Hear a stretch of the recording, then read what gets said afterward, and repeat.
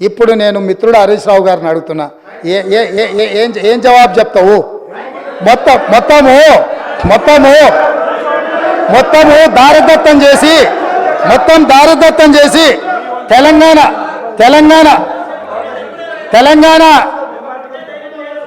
జల హక్కుల్ని సర్వం దారదత్తం చేసి సంతకాలు పెట్టి తెలంగాణ ప్రజల హక్కుల మీద మరణ శాసనం రాసిన మీరు ఇప్పటికైనా తప్పు తెలుసుకొని మేం చేస్తున్న ప్రయత్నంలో కలిసి వస్తారేమని మేము అనుకున్నాం. కానీ ఇంకా కూడా ఇదే విధానం చేస్తే ఈసారి అక్కడ కూడా ఉండరయ్యా.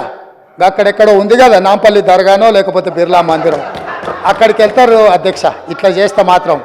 అదేవిధంగా అధ్యక్ష పదే పదే మా మిత్రులు గొప్పతనం గురించి వరంగల్ గురించి మా సోదరులు చాలాసార్లు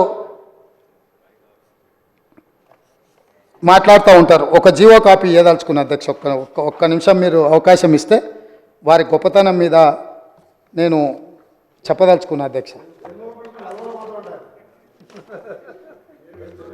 అధ్యక్ష ప్రొఫెసర్ జయశంకర్ మీకు అందరికీ తెలుసు, వాళ్ళు ఒకవేళ మర్చిపోయినా మనందరం మర్చిపోలే, తెలంగాణ సిద్ధాంతకర్త.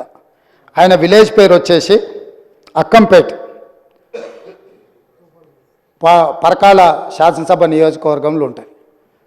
వారు పుట్టి పెరిగి అక్కడనే ఉన్న అక్కంపేట విలేజ్ను రెవెన్యూ విలేజ్ కింద కూడా వాళ్ళు ప్రకటించలే అధ్యక్ష. ధరణి తెచ్చినాం దందాలు చేసినాం అని చెప్తారు తప్ప కనీసం జయశంకర్ గారు పుట్టి పెరిగిన ఊరు ఆయన చివరి కోరిక రెవెన్యూ విలేజ్గా అక్కంపేటను మార్చమని వారు కోరుకుంటే 9.5 సంవత్సరాలైన ప్రొఫెసర్ జయశంకర్ గారు సొంత ఊరుని తెలంగాణ రాష్ట్ర చిత్రపటం మీద రెవెన్యూ విలేజ్గా కూడా గుర్తించక ఒక అనాథలాగా వదిలేస్తే మా ప్రభుత్వం వచ్చినాక జీవో ఆర్టీ నెంబర్ 405 7/12/2023 ఎన్నడు అధికారం చేపట్టిన అధ్యక్ష 7 తారీఖు నాడు, డిసెంబర్ 7 నాడు అధికారం చేపట్టిన మరుక్షణం ప్రొఫెసర్ జయశంకర్ గారు సొంత ఊరును రెవెన్యూ విలేజ్గా ప్రకటించి జీవో ఇచ్చింది. ప్రొఫెసర్ జయశంకర్ గారు సిద్ధాంతకర్తను గౌరవించిన గొప్ప చరిత్ర మా ప్రభుత్వాన్ని.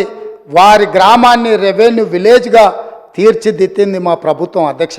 మేము ఎప్పుడు ఈ గొప్ప వ్యక్తులను ఎప్పుడు మేము ఈ చిన్న చూపు చూడలే. వాళ్ళు పార్టీ పెట్టుకున్న రోజు వాళ్ళకు నిలువ నీడనిచ్చిన కొండా లక్ష్మణ్ బాపూజీ జలదృశ్యాన్ని వాళ్ళ పార్టీ ఆఫీస్కి ఇస్తే కనీసం ఆయన చనిపోయినప్పుడు చివరి చూపులకు కూడా వారిని చూడడానికి వారిని పరామర్శించడానికి పోలే.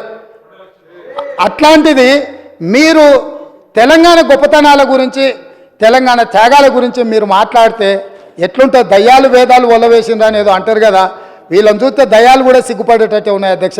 వీళ్ళని మాతో పోలుస్తారు ఏంటండి.